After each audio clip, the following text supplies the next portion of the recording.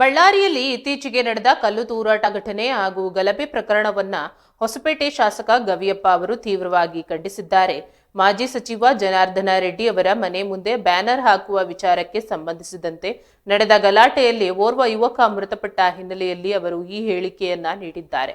ಹೊಸಪೇಟೆಯಲ್ಲಿ ಸುದ್ದಿಗಾರರೊಂದಿಗೆ ಮಾತನಾಡಿದ ಶಾಸಕ ಗವಿಯಪ್ಪ, ಸಣ್ಣ ವಿಚಾರಕ್ಕೆ ಇಷ್ಟು ದೊಡ್ಡ ಮಟ್ಟದ ಗಲಾಟೆ ನಡೆದಿರುವುದು ದುರದೃಷ್ಟಕರ ಎಂದಿದ್ದಾರೆ. ಘಟನೆಗೆ ವಿಷಾದ ವ್ಯಕ್ತಪಡಿಸಿದ ಅವರು, ಮುಖ್ಯಮಂತ್ರಿ ಸಿದ್ದರಾಮಯ್ಯನವರು ಈ ಕುರಿತು ಗಮನ ಹರಿಸಿದ್ದು ಸರ್ಕಾರ ಪರಿಸ್ಥಿತಿಯನ್ನ ಶಾಂತಗೊಳಿಸಲು ಎಲ್ಲ ಪ್ರಯತ್ನ ನಡೆಸುತ್ತಿದೆ ಎಂದು ತಿಳಿಸಿದ್ದಾರೆ. ಅಲ್ಲದೆ ಮುಂದೆ ಇಂತಹ ಘಟನೆಗಳು ಮರುಕಳಿಸದಂತೆ ನೋಡಿಕೊಳ್ಳಲಾಗುವುದು, ತಪ್ಪಿತಸ್ಥರ ವಿರುದ್ಧ ಕಠಿಣ ಕ್ರಮ ಕೈಗೊಳ್ಳಲಾಗುವುದು ಎಂದು ಗವಿಯಪ್ಪ ಭರವಸೆ ನೀಡಿದ್ದಾರೆ. ಶಾಂತಿ ಕಾಪಾಡುವಂತೆ ಹಾಗೂ ಕಾನೂನು ಸುವ್ಯವಸ್ಥೆ ಕಾಪಾಡಲು ಎಲ್ಲರೂ ಸಹಕರಿಸಬೇಕೆಂದು ಮನವಿ ಮಾಡಿದ್ದಾರೆ.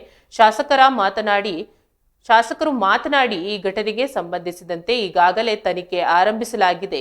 ತಪ್ಪಿತಸ್ಥರನ್ನ ಗುರುತಿಸಿ ಶಿಕ್ಷೆ ಕೊಡಿಸಲಾಗುವುದು. ಸಾರ್ವಜನಿಕರು ಯಾವುದೇ ವದಂತಿಗಳಿಗೆ ಕಿವಿಗೊಡಬಾರದು, ಶಾಂತಿ ಕಾಪಾಡಲು ಸಹಕರಿಸಬೇಕು ಎಂದು ಹೇಳಿದ್ದಾರೆ.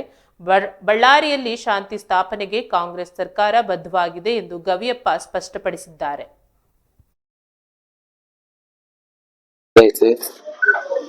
ಅದು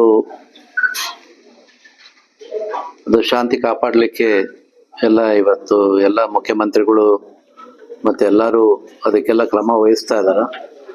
ನನಗೆ ತಿಳಿದಂಗೆ ಅದು ಶಾಂತಿ ಆಗುತ್ತೆ. ಮುಂದೆ ಈ ಘಟನೆ ಆಗ್ದಂಗೆ ನಾವು ನೋಡ್ಕೊಂತೀವಿ.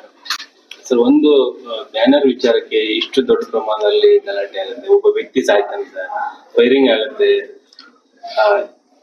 ಇದು ಬೇಕಾಗಿತ್ತಾ ಸರ್ ಅಂತ? ಸರ್, ಅದು ಆಗ್ಬಾರ್ದಾಗಿತ್ತು.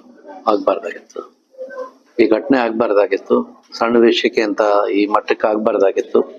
ಅದಕ್ಕೆ ನಾನು ಖಂಡಿಸ್ತಾ ಇದ್ದೇನೆ. ಇಲ್ಲ, ನನಗೆ